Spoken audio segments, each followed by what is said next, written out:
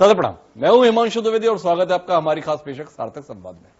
सार्थक संवाद के तहत आज हम एक ऐसी विदुषी से आपकी मुलाकात करा रहे हैं जिन्होंने अपने जीवन के 6 दशक शुद्ध रूप से समाज को समर्पित किए हैं। प्रजापति ब्रह्म कुमारी ईश्वरीय विश्वविद्यालय की अतिरिक्त प्रशासिका के तौर पर वह वर्तमान में सेवारत हैं। माउंट आबू उनका केंद्र है, पर पूरी दुनिया भर में भी उनकी सक्रियता विगत 6 दशक से लोग देख रहे हैं। एक संगठन जो आज 140 देश और 8,500 शाखाओं के साथ निरंतर समाज निर्माण में प्रयत्नशील है, उसका महत्वपूर्ण दायित्व उनके द्वारा निभाया जा रहा है। वह इन दोनों छत्तीसगढ़ प्रवास पर है। हम बात कर रहे हैं जयंती कृपलानी जी की, जिन्हें लोग बहन जयंती दीदी के नाम से जानते हैं। वो हमारे साथ हैं। जयंती जी, आपका बहुत बहुत स्वागत हमारे इस खास कार्यक्रम में। और सबसे पहले तो जानना इसी बात में है कि तकरीबन 6 दशक से ज्यादा समय हो गया आपको इस संगठन में सक्रिय भूमिका निभाते हुए। कितना संतोष या कितना असंतोष? आत्मा बहुत ही संतुष्ट है, क्योंकि लगता है कि कदम कदम पर प्राप्ति हो रही है, खुद को भी और खुद की प्राप्ति और उन्नति से अन्य आत्माओं को भी फायदा हो रहा है।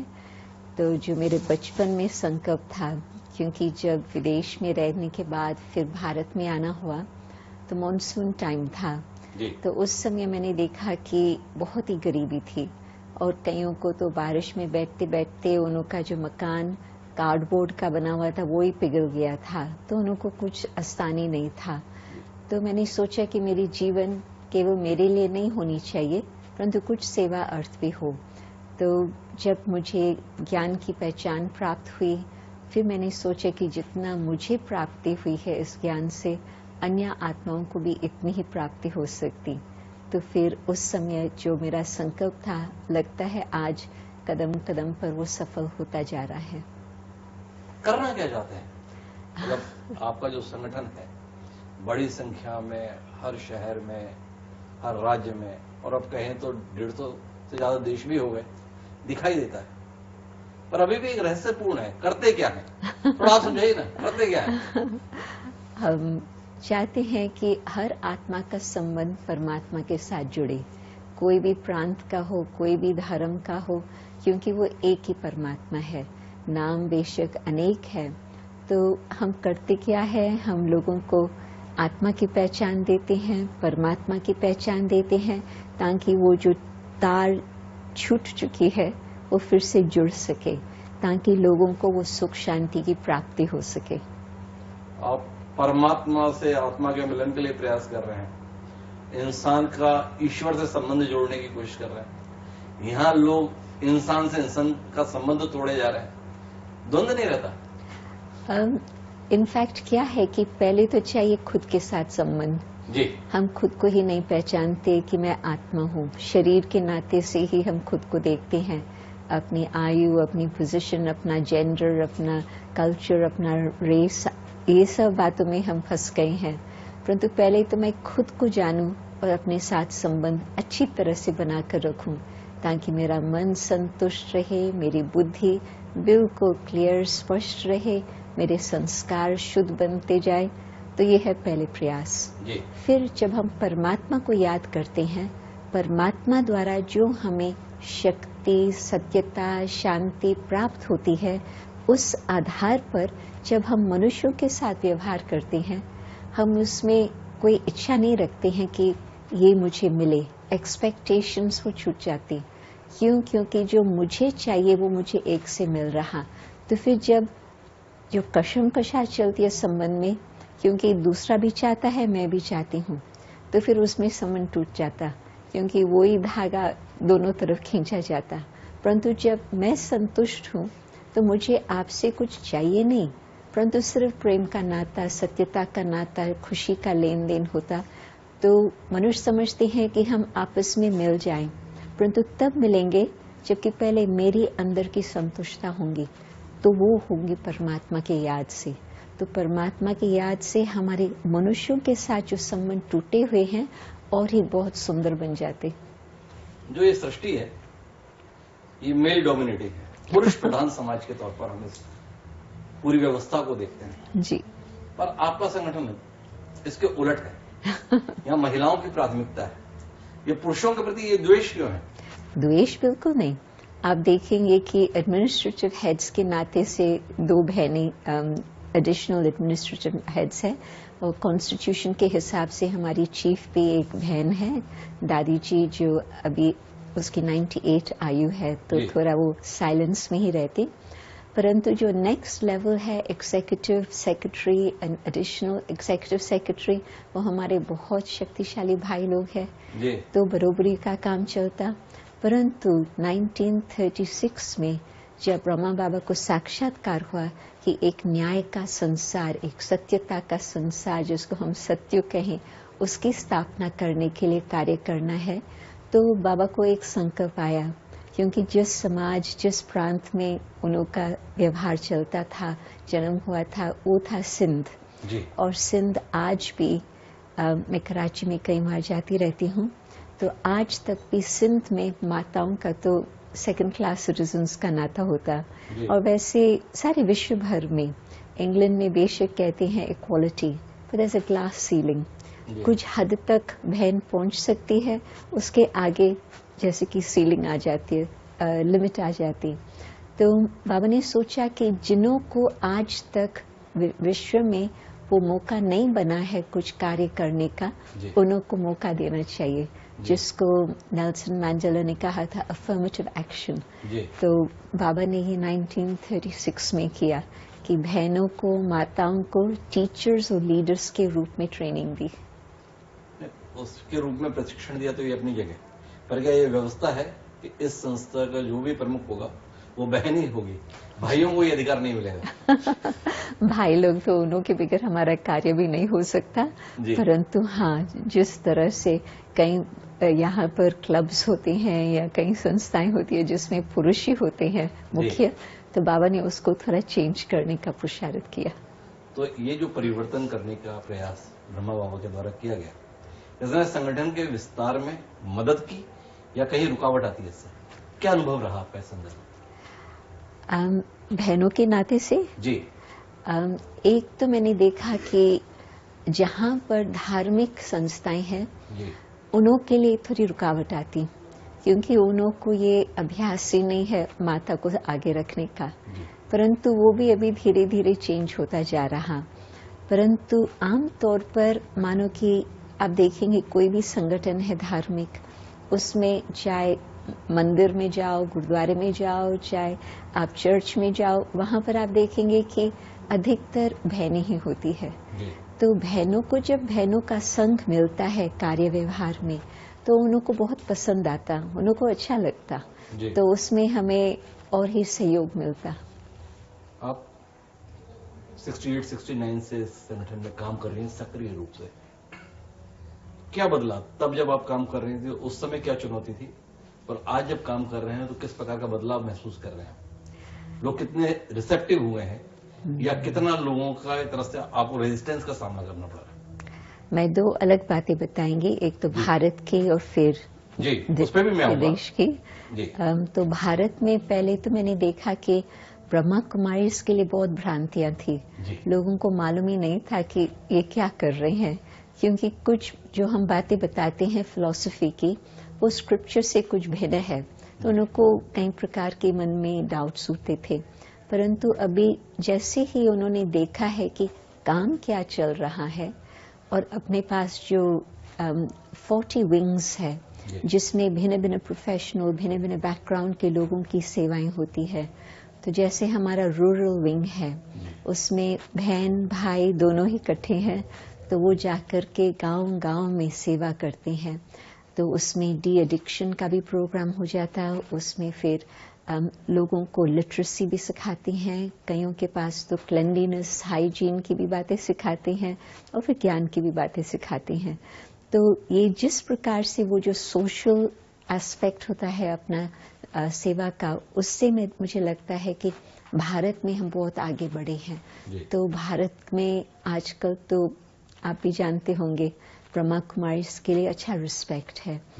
और विदेश में जब हमने पहले शुरू किया था 1971, अपनी फर्स्ट सेंटर लंदन में खुली थी, तो उस समय वहां पर मेडिटेशन एक हिप्पीज के लिए था। जी। सब आम तौर पर लोग नहीं मानते थे कि हमारे लिए कोई इसमें कुछ फायदा होगा, परंतु आजकल हर क्षेत्र के लोग मानते हैं, चाहे बिजनेस लीडर्स, चाहे मेडिकल प्रोफेशनल्स, चाहे कोई भी, आप यू नेम इट, और सबको इंटरेस्ट है आजकल मेडिटेशन में। जी। और बहुत सारे रेफरेंसेस भी देते हैं कि हाँ, आप लोग मेडिटेशन करो।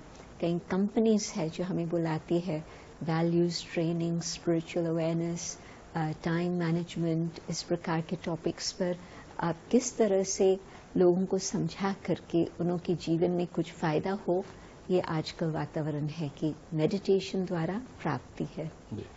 आपने जो मेडिटेशन के संदर्भ में बात कही, ध्यान के संदर्भ में बात कही, पर इन दौरान ध्यान की भी कई विधियां समाज में आई हुई हैं। जी कोई सुदर्शन की क्रिया के माध्यम से बता रहा है, कोई अलग तरीके से बता रहा है। जी जी।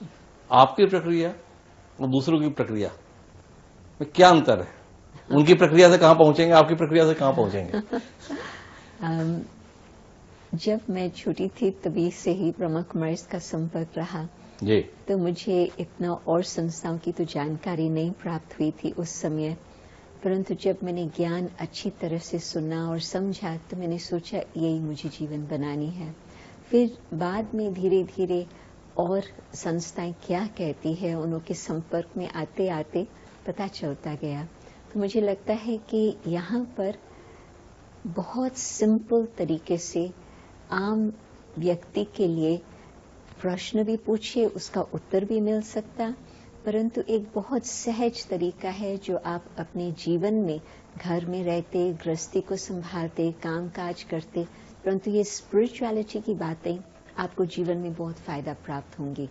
तो मुझे लगता है कि ये इतना सिंपल है, बहुत हाई थिंकिंग है, मंजिल भी ऊंची है, परंतु तरीका रास्ता बाबा आसान ने है, बहुत आसान भी है। सहज करके दिया है। दो कठिन सवाल भ्रांतियों के संदर्भ में।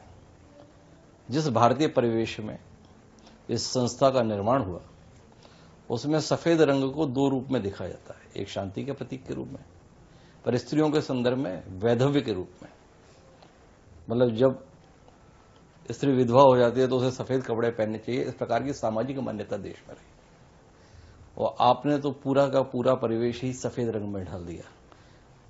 जिनकी 18, 20, 25, 30, 35, 40 जिस भी उम्र की बहनें हैं या भाई हैं, वो सफेद वस्त्र ही पहनते हैं। सफेद वस्त्र ही क्यों? कोई तो दृष्टि होगी इसके संदर्भ।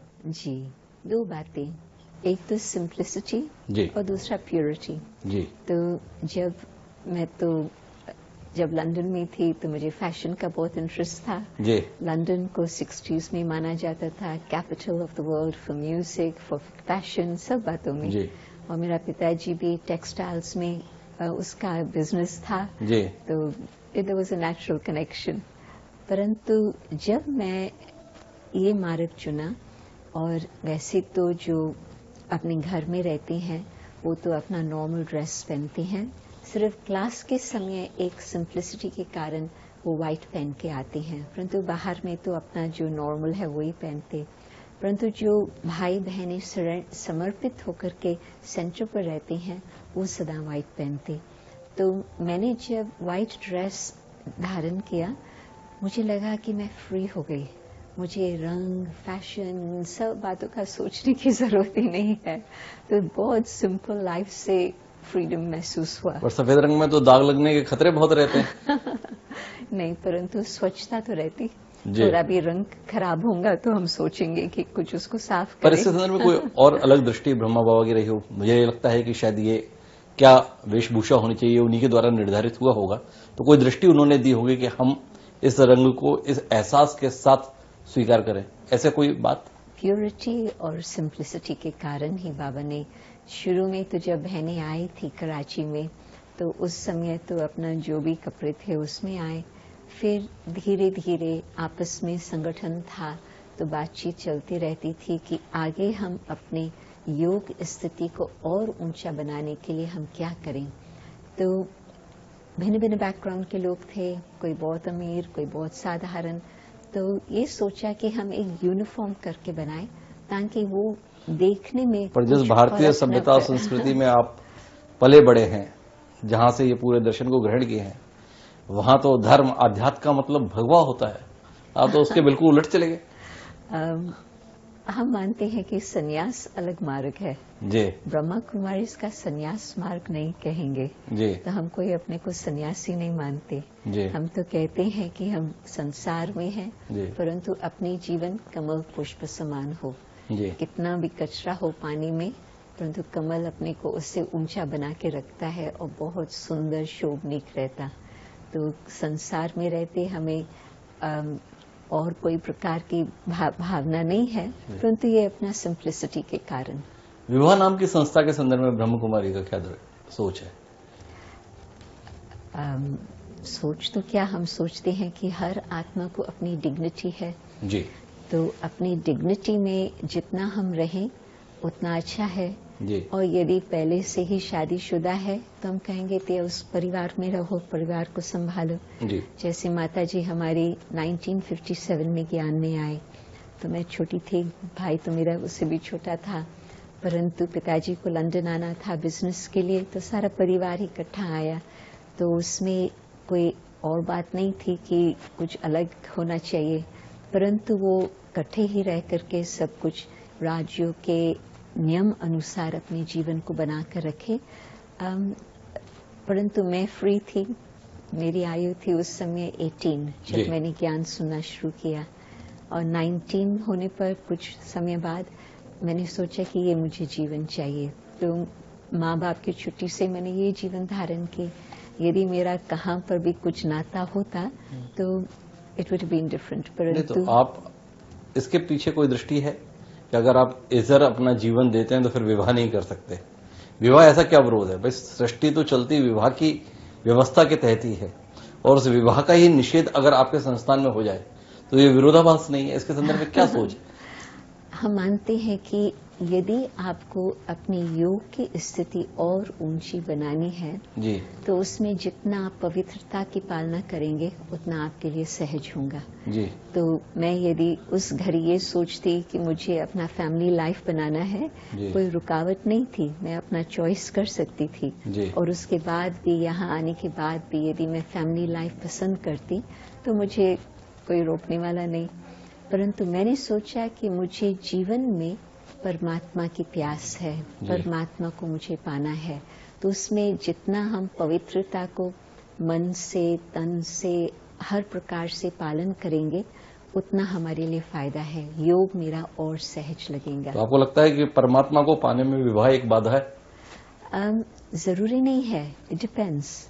जैसे माता जी, जो मैंने आपको एग्जाम्पल बताया, हमारी माता जी के लिए विवाह तो हो चुकी थी और बच्चे भी थे, परंतु उन्होंने आपस में, माता पिता ने एग्रीमेंट की कि अब से हम घर में रहते, परिवार को संभालते, हम ब्रह्मचार्य व्रत का पालन करेंगे। तो उन्होंने ऐसे ही अपनी जीवन बिताई। और फिर तो कुछ समय के बाद मेरा पिताजी भी राजयोग का ज्ञान सुनने समझने लगा, पहले माता जी फिर बाद में वो। तो उनके लिए विवाह कोई बंधन नहीं बना, परंतु यदि मानो कि एक चाहता है कि मैं पवित्र रहूं और दूसरा समझता है कि मुझे सांसारिक जीवन चाहिए, तो वो थोड़ा आपस में कुछ उन्हों को समझाना होता है। They have to find a resolution. वर्तमान संदर्भ में आते हैं, जब ब्रह्मा बाबा कराची से आए तो उन्होंने अपना केंद्र माउंट आबू को बनाया। माउंट आबू ही क्यों, एक तो सवाल ये है, और बदली हुई परिस्थितियों में माउंट आबू का केंद्र कितना सुविधा का विषय है? क्या आपको नहीं लगता है कि ये केंद्र अगर दिल्ली, बॉम्बे या कोई महानगर हो तो आपको व्यवस्था की दृष्टि से, कार्य विस्तार की दृष्टि से ज्यादा बेहतर हो? जिस समय कराची में आए तो उस समय कोई बड़ा स्थान नहीं था, अलग अलग मकान लिए गए, माताओं के लिए अलग, बहनों कुमारियों के लिए अलग, भाइयों के लिए अलग, इस तरह से 7 स्थान बने हुए थे जहां पर अपने करीब 400 लोग थे उस समय रहते थे। परंतु जब शिव बाबा ने, परमात्मा ने प्रेरणा दी ब्रह्मा बाबा को कि अभी भारत में आना है, क्योंकि पार्टीशन के बाद वो वहां पर ही रहे और हर प्रकार से जो उनके संबंध वाले थे सब उनको प्यार से देखते थे, उनको अल्लाह लोग कहते थे, क्योंकि उनको मालूम था कि उनकी परमात्मा के प्रति जीवन है। परंतु फिर आज्ञा मिली 1950 में कि भी भारत में आना है। And it was a right time, क्योंकि उसके बाद तो जल्दी में मिलिट्री डिक्टेटरशिप आदि शुरू हो गया। तो जब भारत में 3 लोग आए थे स्थान ढूंढने, क्योंकि you can't bring 400 people and then look, कोई पहले से ही तैयारी चाहिए। तो उन्होंने पहले बॉम्बे, पूना, जहां जहां उनके संबंधी थे वहां देखते रहे कि कोई ऐसी जगह हो जहां एक छत के नीचे हम सब एक परिवार संगठित रूप में रहें। और दूसरा, बाबा ने उनको आज्ञा दी थी, ऐसे स्थान ढूंढो जो संसार की नजरों से पार हो, ताकि आपको और भी उनको 1 वर्ष और तपस्या करने का मौका मिलने वाला था। 13 years in Karachi and 1 year in Abu, 14 वर्ष की उनकी तपस्या का समय था। तो फिर वो आए अहमदाबाद में, और स्वामी गंगेश्वर आनंद जी जो ब्लाइंड थे फ्रॉम 4 years of age, वो ब्रह्मा बाबा के मित्र थे। तो उनसे मुलाकात हुई, तो उन्होंने कहा कि आप आबू गए हैं? तो उन्होंने आबू का नाम भी नहीं सुना था जी। तो उन्होंने अपने 2 चेले दे, तो वो उनको ऊपर लेके गए पहाड़ पर। तो देखा कि जो राजस्थान के राजे लोग हैं उनके बहुत सारे वहाँ मकान है, पैलेसेस है। तो ब्रिज कोठी एक ऐसी जगह थी जहाँ पर सब इकट्ठे अंडर वन रूफ रह सकते थे, और वो भी संसार की नजरों से दूर। तो उस हिसाब से वो वहां पर पहुंचे। और अभी तो मैं देखती हूँ कि अभी जो पहले आबू गांव था आजकल तो शहर बन गया है, तो उसमें भी बहुत फर्क आ चुका है। परंतु फिर भी जो वहां का वातावरण है, जो मनुष्यों को शहर के गमसान से दूर कोई ऐसी जगह जहां पर आत्मा को रिफ्रेशमेंट मिले, अच्छी तरह से आत्मा की बैटरी चार्ज हो, मैं तो मानती हूँ कि Abu is the perfect place.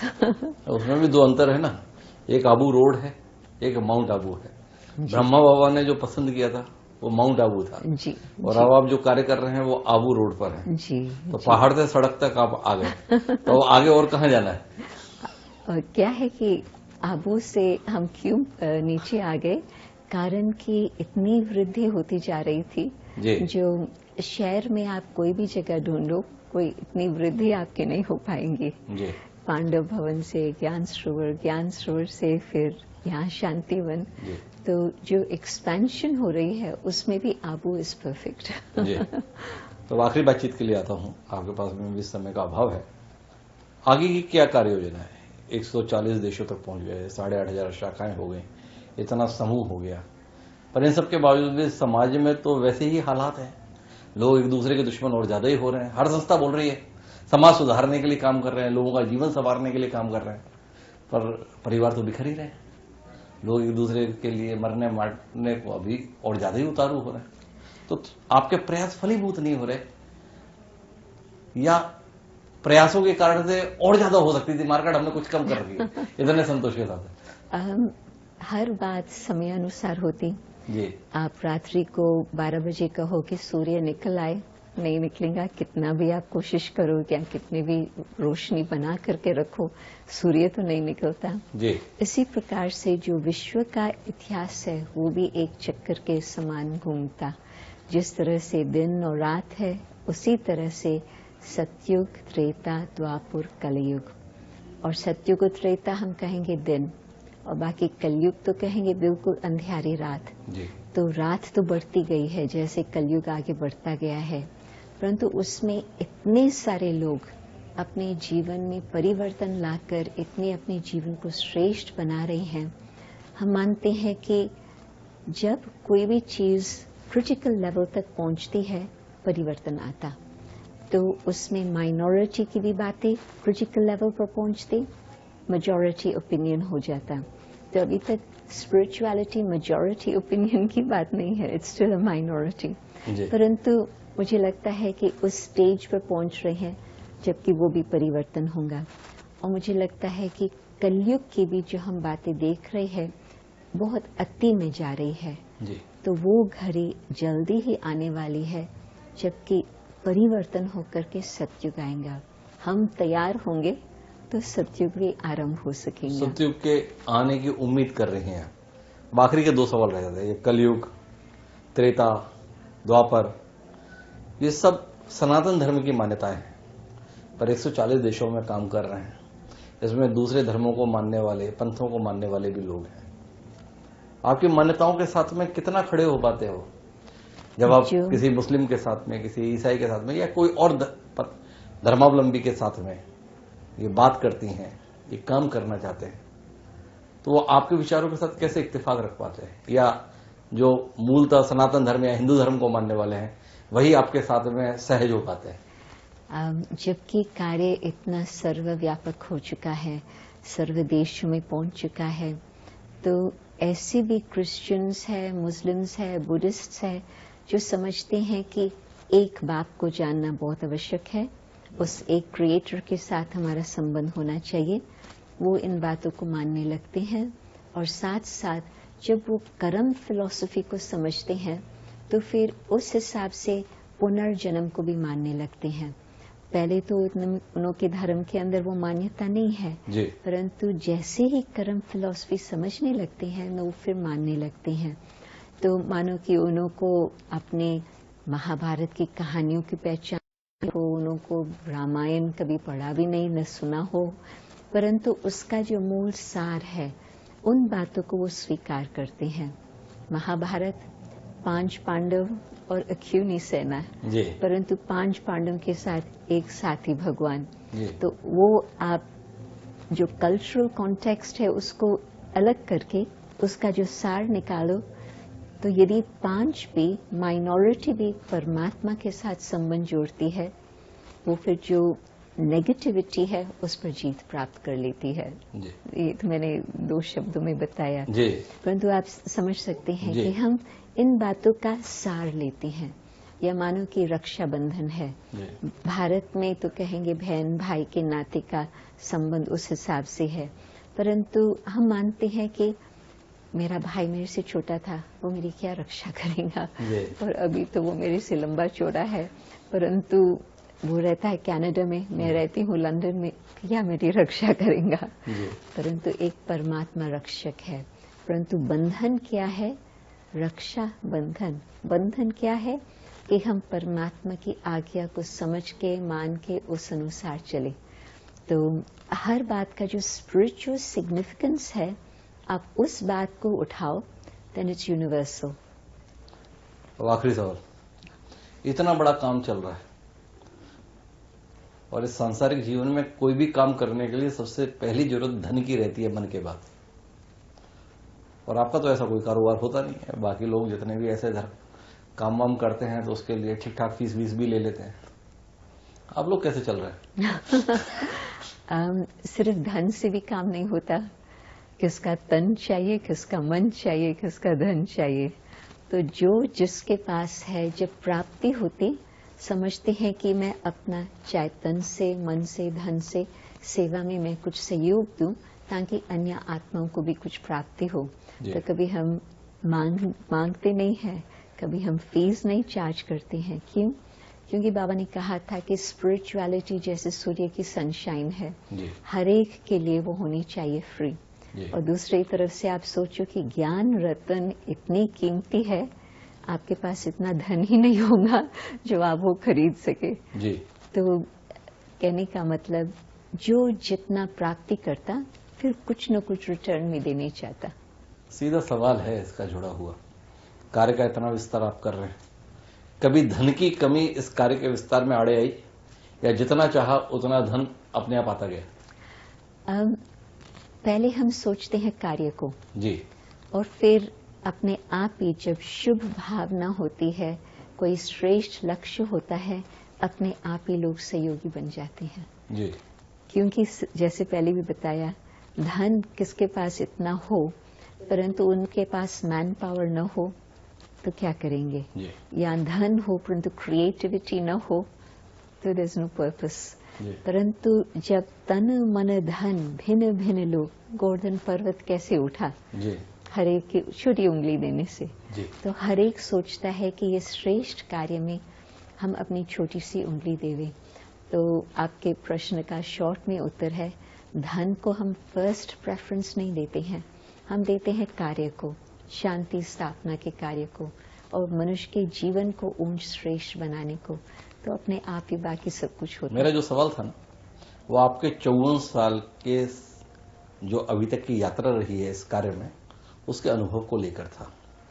क्या जब भी कोई भी व्यक्ति कार्य करता है, समय समय पर अलग अलग चुनौतियों का सामना करता है, क्या जयंती दीदी को किसी भी कार्य के विस्तार के समय पे धन की कमी का सामना इन 54 सालों में करना पड़ा, या विचार बना और व्यवस्था अपने आप मिली?